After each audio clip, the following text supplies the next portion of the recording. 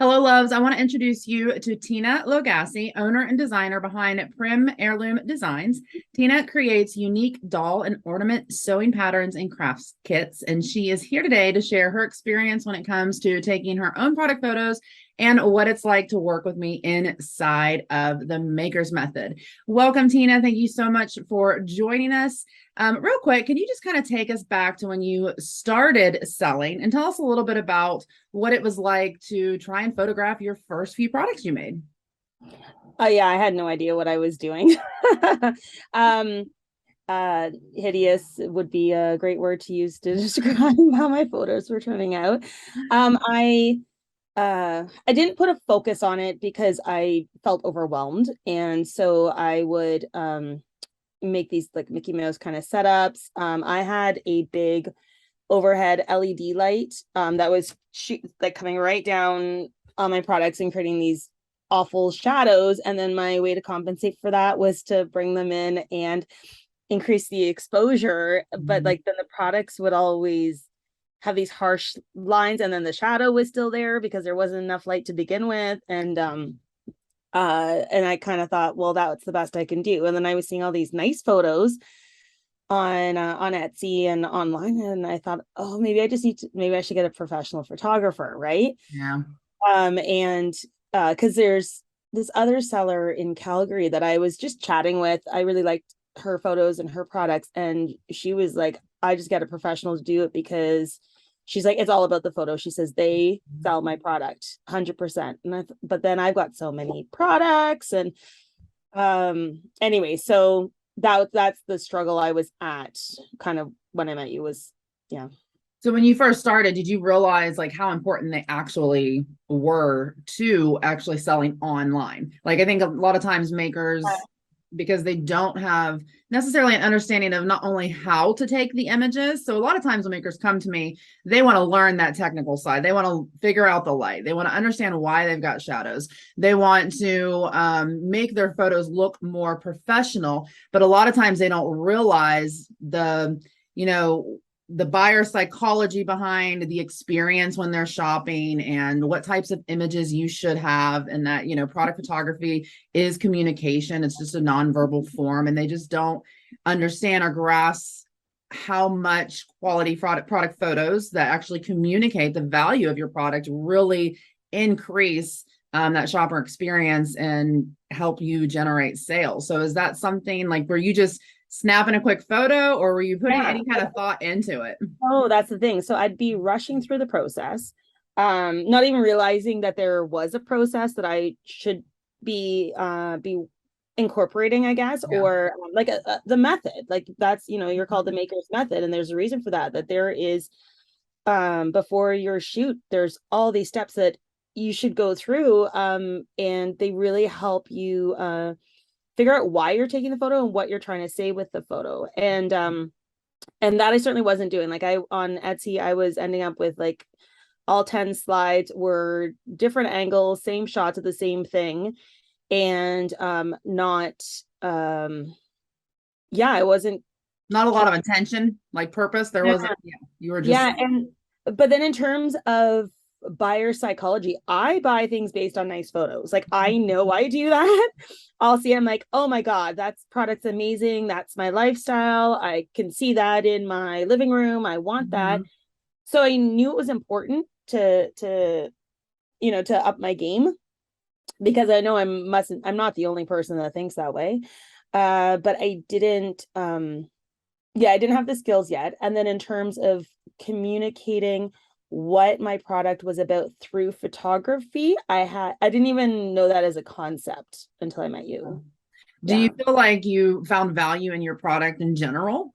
Like as far as like understanding the value your product brings to other people? Like had you ever taken the time to really kind of dissect that and understand like the Yeah. features and benefits of your product? Yeah, and that's also important because then you kind of you start to understand your product better, I guess. Mhm. And once you understand it, you can sell it better, I think. So when you like you said you had talked to other makers, you were grasping this concept that you needed to put more focus on this. And you had also mentioned you are, a shopper yourself. And I think a lot of times we subconsciously, go about certain things because we do them so often. I don't know about you, but I pretty much shop every single day online.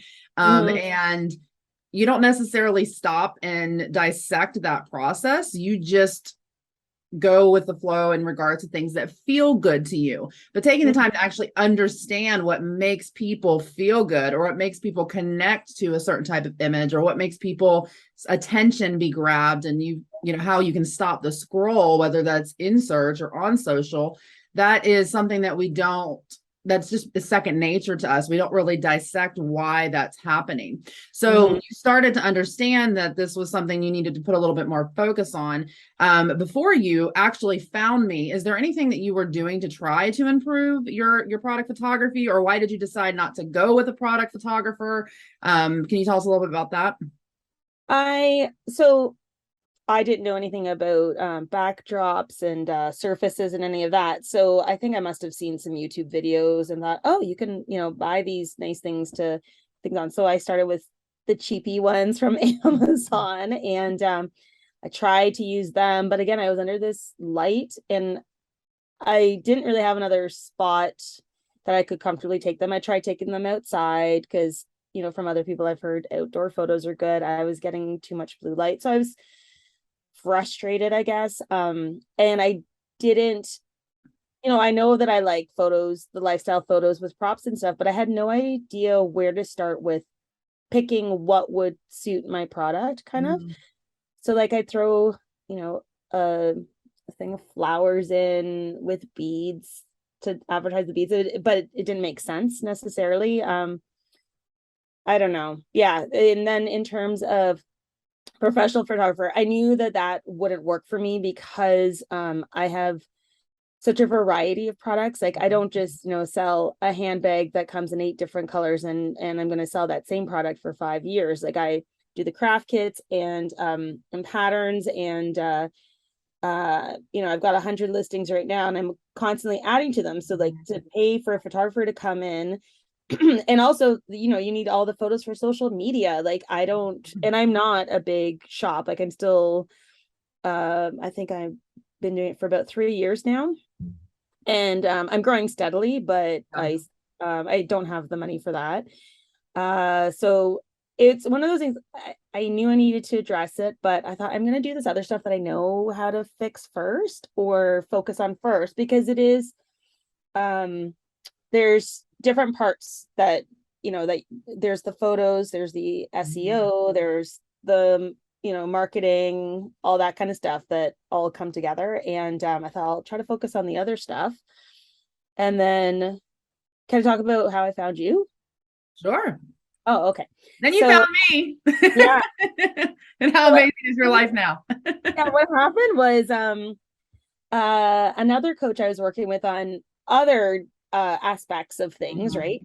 Had mentioned that she was going to be a part of this handmade summit, and I really liked her teaching style, and I thought, oh, I'll just check this out. And I wasn't really thinking about it, but it was actually a great way to see how other coaches and what their specialties were, and also teaching styles. Yeah. And so that's why I think it's really awesome that you offer the challenge, what's it called, the product challenge. Yeah. Because it's a good way for people to see if they connect with your personality, right? Like it's and if you're a trustworthy person and all of that, like it's just there. So instantly when I was watching your segment, not only was the information was incredibly valuable, and it was stuff that I could apply like that day to the photos I was taking, and I immediately noticed an improvement. And I thought, well, if this is the free content, there must be lots of great stuff that she's teaching in the paid program. And so then I just went for it, and it's been amazing. Like the best money spent, hands down. So I have a couple questions for you about that. And you brought up a good point. Like don't ever purchase, and this is just my professional recommendation, do not ever purchase a program from somebody unless you spent time with them, because you may not like how that person talks.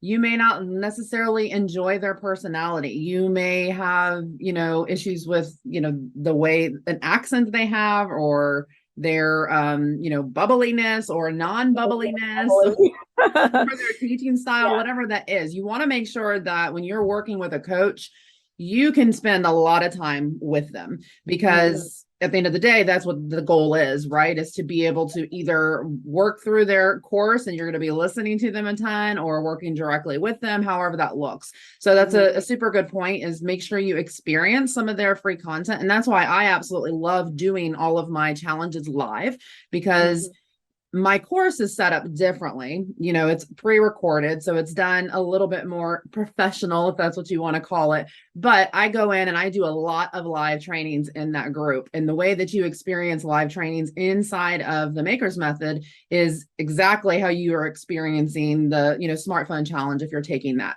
So it's a great opportunity to see if, and this is the option for any coach, anytime you choose to work with somebody, make sure that you can enjoy being around them a lot, because you're going to be spending a lot of time with them, or you're going to be listening to them a lot. And I have to say, especially with this course, because some courses the coach is MIA and you are always there, always having content, always participating in the group, always having the suggestions. So, I mean, if you can't stand Christina, you don't want to sign up for this, because she's going to be there. Like, I'm going to be in your face all the time. All the time. Yeah. And that's the thing, is I have people who have, responded to me in email and said, I didn't purchase your course because I couldn't stand your live trainings. Well, then my course is not for you at all.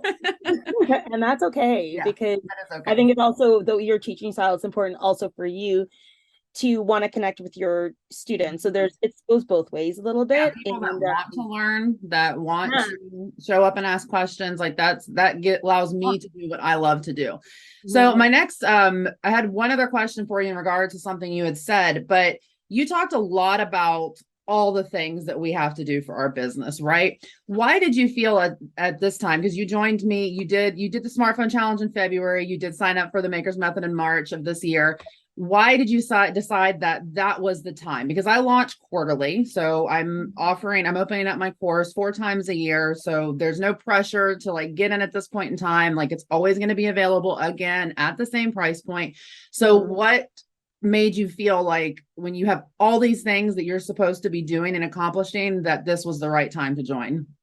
Because I found the right person to teach me, basically. And there's also no pressure, because you can work through it. And I remember telling you, I said, because at the time I was rebuilding my website, and I was trying to rush and get that done. And you kind of encouraged me. You said, it's you can work at your own pace. There is no rush. It's lifetime, whatever else. I thought, okay, I'm going to sign up now, try to work through what I can. And then as soon as my website was changed over, then I was really able to get into the content and stuff. And it was a good time for me too, because I get busier in the fall. So I thought, okay, summertime, my husband's away a lot. So I have more time to spend on this.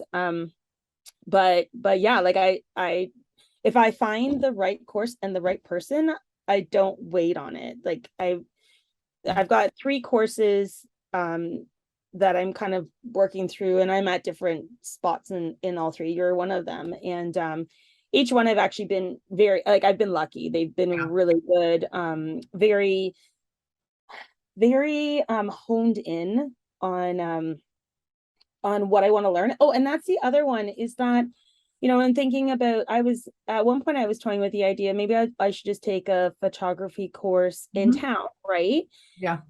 But the point is it's not product photography, it's landscapes or it's portrait. And like you always say, like it's a totally different beast. Like what I want to learn is such a specific thing in that big field. And that's all I care about, is learning how to take photos of my products I don't want to be a photographer. I just want to be able to sell my product through the photos. And show And them accurately, like as great as they are in person, right? Like that's a huge, huge thing. exactly, yeah, because some of this stuff, if you don't have the right light or the right shot or whatever else, you can't see the nice, the details, or it doesn't look professional. And so I think that was also really important, was not just finding a random photography course that maybe is by a very skilled person. It's got to be somebody that's skilled and has the experience in making, in selling products on the platforms, and yeah, just product photography in general, because that's your specialty. And Yeah, and I think one of the big things that does separate me in comparison to some other, because there are other maker product photography coaches out there. And there's, some other really big name ones, but I feel like what sets me apart is I was a top Etsy seller. I was a six-figure maker. So I incorporate all of that experience into product photography as well. but not just that, the other reason why I was interested in you, I forgot about this, was the fact that you had a professional photography background. Yeah. Because I didn't want to be with somebody who just figured it out because they Yeah. don't know why something works. And the fact that, back in the day, you went to school. I have a feeling we're the same age, I'm not sure, but you went to school, I remember that time, like when digital was not like much of a Mhm. thing. It was just starting to come out, and Yep. whatever else. And but the principles are the same. Like the principles of design, the principles of setting up shots and whatever else. And you learned that in a professional environment, like at school, and Mhm. all the things you got to think about. And now you've taken that knowledge and those skills that you've developed, and you've created this course, again, specifically for makers. But I feel like you probably pulled, you know what I mean, a lot of your knowledge that you've gained through, your work, and through, like I said, your initial education in the subject. And Yeah, I started with film when I was in high school, and it was honestly, it's been a huge hobby of mine, which is sometimes I think when we choose to focus and learn hobbies, we become more passionate and we educate ourselves more because we have such a passion surrounding it, right? So I started with film when I was in high school, and I think I was probably mid 20s when, not necessarily when the digital version started coming out, but when it became semi-affordable, right? Like I even remember back then, I think I spent close to like 5,000 on my first digital DSLR camera. But there I never had like a photography business because that just wasn't a lifestyle that I wanted. I didn't want to work nights and weekends, but my husband was military and we, moved constantly. So I did a lot of portrait, newborn, family type photography for, fellow soldiers and their families and that kind of stuff. And I just had a lot of fun with it. And it's interesting because when I started my product-based business, and I always tell people this, I don't have that like I overcame this huge struggle and challenge yeah, concept when it came to taking product photos, like a lot of coaches do.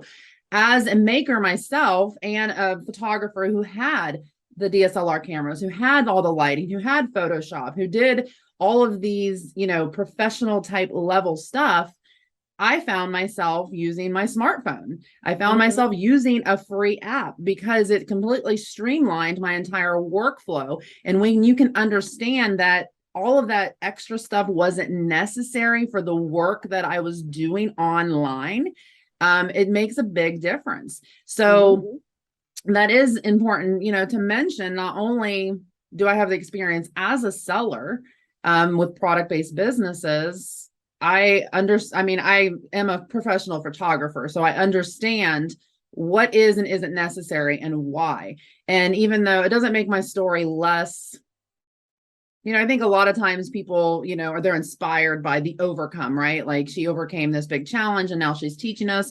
It wasn't like that. It was more that light bulb that said, hey, I'm in the maker community, and I was in a lot of different, I was a course junkie. So I was in a lot of different courses and groups and that kind of stuff. And I saw all these makers struggling. Everybody was always like, buy a DSLR camera. They're going to instantly increase your quality. Well, no, they're not, because if you don't know how to use it, not only are you spending on that price point, you are now having to take all this time to Oh, learn. actually learn how to use it, Uh, and it's not even necessary. So it's just one of those things that it's important to, educate yourself on and all of that.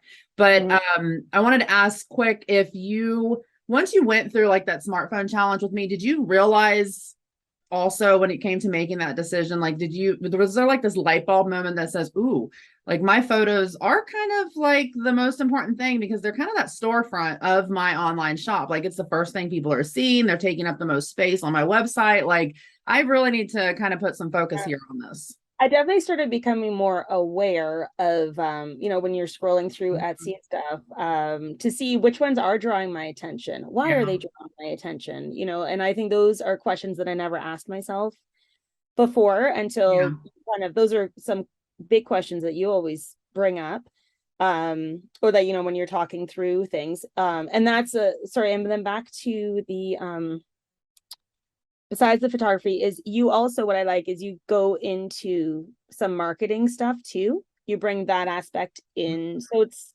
I again, love visual marketing and sales. and it's all connected Yes, because, it is. like It's you all said, you're infused. selling through your photos. So you need to know what you're trying to say. So let's dissect Mhm. this and let's see. And then, so it's not just a photography course, you know what I mean? Or like a how to sell your products course, but you bring in these other bits of information that are incredibly valuable, and you're always sharing that stuff with us. Yeah. So I've learned I mean, it's so much. hard not to, because it's all infused. Your branding's infused in your photography. Your ideal customers infused in your photography, and the way that you Even help me design my business cards. Like, it's all visual elements, right? Like yeah, they're important. and I'm like, oh, these look amazing now. It's like little stupid things, but I Yes. mean, yeah, you took the time, and you post something to the group, and Christina's right there and giving you suggestions, and you won't stop giving suggestions until you think it's perfect, which I like too. Like I said, I've learned That's to. important to point out, though, because some people I think don't like that, and that's something that I try really hard not to make people feel overwhelmed, in the sense that, because I get that small changes, small adjustments that you're making, like that's huge for you, seeing Mhm, that small change. But my whole policy is like, you essentially hired me, right? Like you mhm, invested in my knowledge, and so I am always going to take that to the next level, and I am always going to push you to try and do better next time. It isn't necessarily that you didn't do a great job, or we didn't acknowledge the fact that you've made huge improvements, but we should always be wanting to learn and grow. That's just I say that all the time.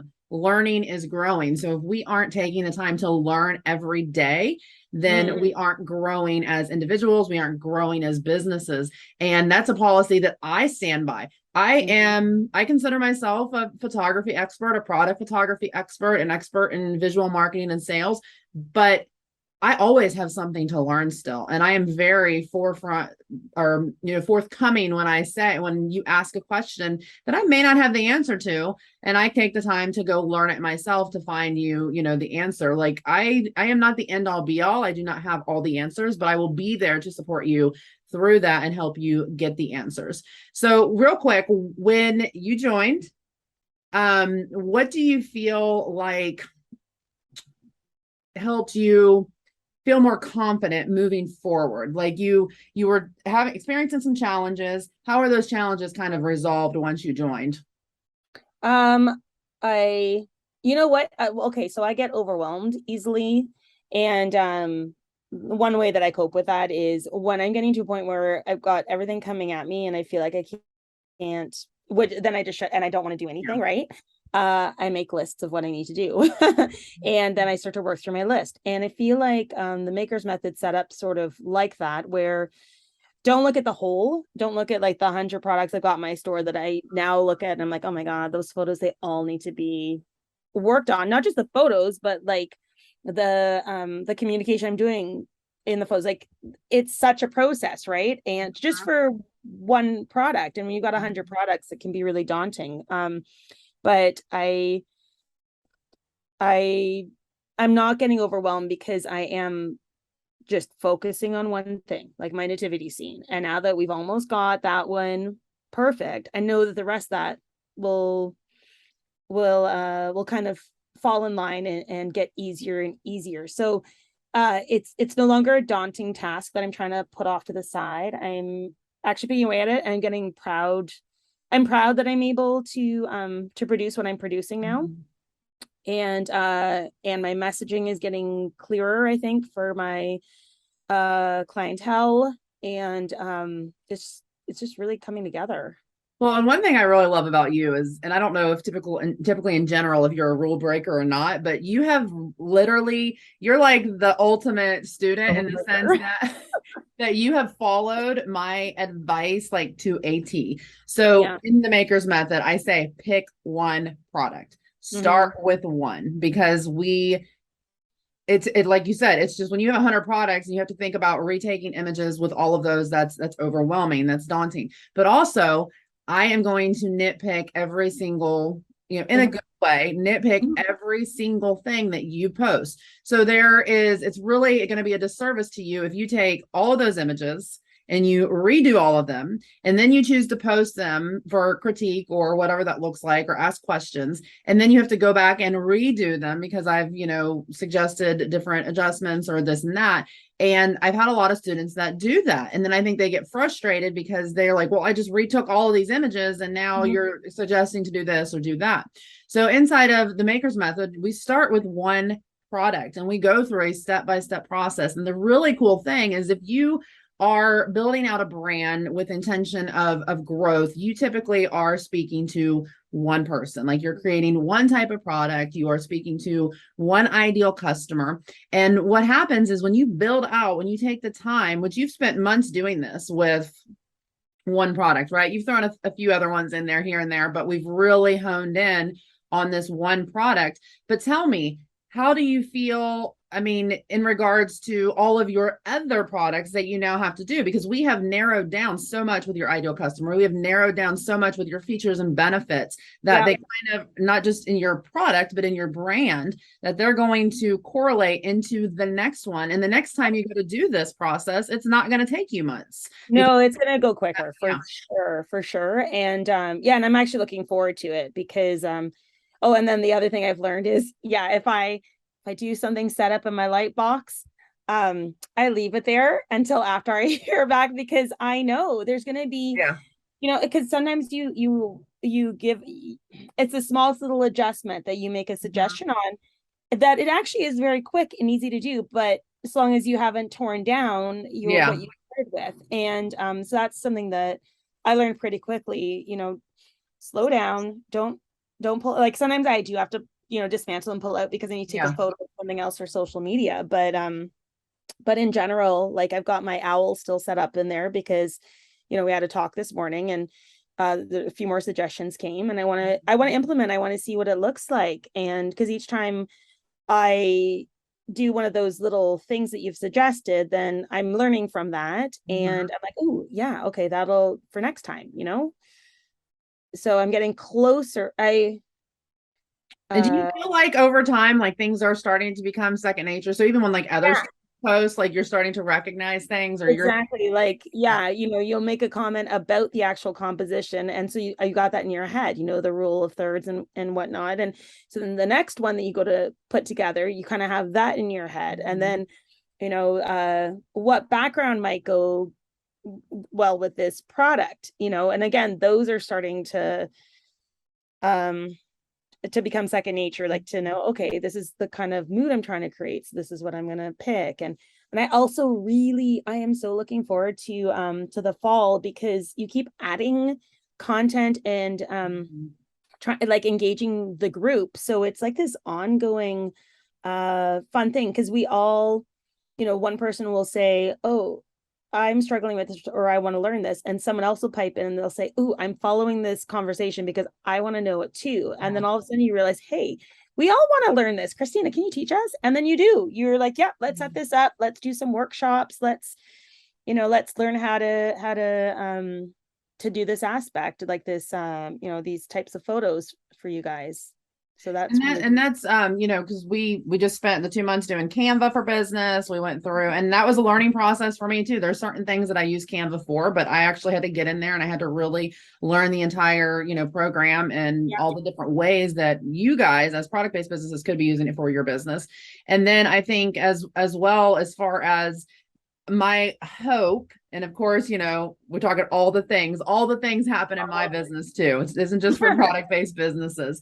So I am always hopeful that I can continue doing shoots and adding them to the course, and creating content around them for you. And then also, moving into September, we're going to be working on getting a little more clear on picking props and picking backdrops, and then doing some challenges when it comes to those compositions, because composition is one of those things that, like, to show everything, you need hundreds and hundreds of examples, like, to be able to really go through, like, it's almost like an extensive course itself on design theory and color theory, and there's just so many aspects to it, that seeing examples and going through that process and trying new things, that's really what's going to get you guys to start to see those results and start to have things become second nature. So that's awesome.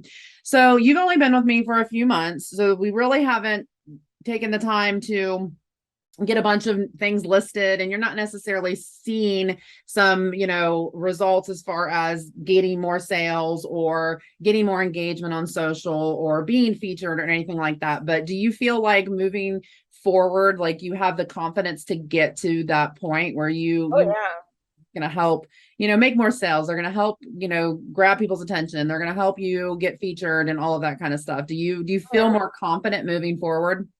Yes, like my family makes comments. They're like, wow, like your photos are really, you're nailing it, kind of thing. And I'm so proud of them. And I want my shop to look professional. I don't want to be one of those shops that kind of looks just like things have been slapped together and stuff. I want it to be polished. I want it to be cohesive. I want my brand to be, I want to attract a certain type of clientele, and all of that is working together, and all of that's through the photos. And it's so funny too, because I remember when we pulled up the camel one, I was like, oh no, everyone knows what this listing's about. Like, it's so easy. My photos are great. And then you looked at it like, I've got no idea. And as you went through and talked about why you didn't understand, I thought, oh, okay, I get that. So let's work on this, right? But you can't, you have to be, I don't want to say, don't take it as criticism, take it as, what is it called? Creative, the constructive criticism. Yeah, it is all, and it's not even criticism, it's constructive suggestions, of how to improve it. And, if you want to take a course where you post something and the instructor says, oh, that's beautiful, that's great, like all the time, no, you're not going to get that. You're going to, no, that's not you. And take it if you want to, just to keep working at your little pieces of your puzzle, one by one, and make them perfect, And that's the thing, is I will tell you, I mean, go ahead, I'm sorry. No, I said you don't give up, like, and then that's a good thing, you just, there's very few and far from times that someone can post a picture and I'll be like, it's perfection. Like, I mean, even myself, like, I can post some images and I can go back and I can say, okay, I could have done this different, and you guys will see this in the shoot that I just did this past week. Like, one of the shoots, I made so many adjustments because it just didn't feel right. But when it finally did, I tell you in the video, I'm like, okay, there it is. Like, we finally got it where I want it. And it's that kind of process, is getting to a point where it's a complete disservice to you if you post something and I'm like, oh, great, fabulous job, because I'm trying to boost your ego in some way, or you just don't have the time to deal with to bring it up. So I think that's something that, you think that comes with it too. Yeah, I think some coaches, they're just like, oh yeah, that's great, because they don't want to upset you, or they don't want to I think a lot of times it does come down to kind of like bruising the ego. Like, Yeah, because you also don't know you don't know the personality of the people that yeah. have signed up and if they're going to get, really hurt by criticism and stuff. Mhm. But yeah, that but again, that does the person a disservice because they're not learning, they're not Mhm. improving by you just saying, "Oh yeah, that's amazing," when it's not, you Yeah. know. And I always have everybody's best interest. Like, I want you to learn. I want you to grow. I want you to be successful. And the best way for me to do that is to be, some people may consider it brutally honest, but to be, honest and helpful and to teach you at Direct. You're every, very direct. yeah, And I grew up with a very direct mother, and I'm a very direct person as well. So I get that. I don't take yeah, offense. And because of that, if you're open to the suggestions and mhm, you know, are there just to learn and realizing that, I am the amateur here and also this is not my jam, like taking yeah, photos. I like to craft, yeah. that's my That's so funny though, because like I always say, like it's an extension of the creative work that you do. Like you create these things and essentially you make them come to life in your product photos, which you would think would be kind of just that second nature, concept with makers, but most of them are just like, no, like I it's not for me. Like I don't want to do it, but they know that they have to do it. yeah. So I think it's important to May as just well do realize, it the most painless way possible and build mhm. Christina's light setup because it's amazing. Oh, And that too. Yeah. So did the that, other, let's talk about that quick. can I just say too, that's the other thing is once you work through, like, because with Christina, it's you customize her method for how to get the most light and stuff. That's customized to your product, your needs, your space, and whatever else. Once you have that, you almost don't have to worry about the light unless that's what you're playing with for your Yeah. product. But then you're able to, that your photos are going to come out great. You can more focus on the composition or the message you're trying to say. I guess Mhm. that's what yeah. Yeah, and that's something I don't know if you caught the live yesterday with Susan, but she wanted like this, she wanted to narrow her workflow down. And so we talked a lot about, the light box and creating a design for her because, and I told her too, I said, and you're working through this right now with doing the more moody concepts, is when we have the same setup, when you have this consistent setup or the setup that I can emulate, I can get in there and I can, basically, if you're struggling to try to accomplish something inside the box, I can emulate it and I can kind of break it down and really, help Mhm. you get the results that you're looking for. Yeah, Because, because you can do it at your end, and yeah, then you could say, "Hey, I worked through this because mhm. you've got the same setup as me," and then we go and we say, like, "Okay, I'm going to try to do what she did," and yeah, it Yeah. comes out the same. It's so much fun. Well, thank you so much, Tina, for being here. And do you have anything else that you want to just final little words of wisdom to Yeah, add or don't buy somebody's on the don't buy any equipment beforehand. Don't. fence? Christina's got the best suggestions, the most cost-effective solutions for what you have. And if you already have stuff, she will try to work with you to make it work for this course. But if you're on the fence, I say just take it. Like I've just thoroughly enjoyed it and I'm continuing to learn so much. It's awesome. Thank you so much. And thank you for showing up and participating in the group. That lets me do the work that I love to do. It inspires the group as a whole. And you have been making some moves lately, and I'm so proud of you. Yeah, thanks. Hey maker, I know you've perfected your craft and you create amazing products, but you really struggle to take product photos that truly reflect the quality and value. And this is losing you sales. Learn the Maker's Method for taking scroll stopping product photos that attract more customers and make more sales and money for your business without the headache and cost of becoming a professional photographer so that you can get back to doing what you love the most, creating your products. Learn more at themakersmethod.com. That's themakersmethod.com.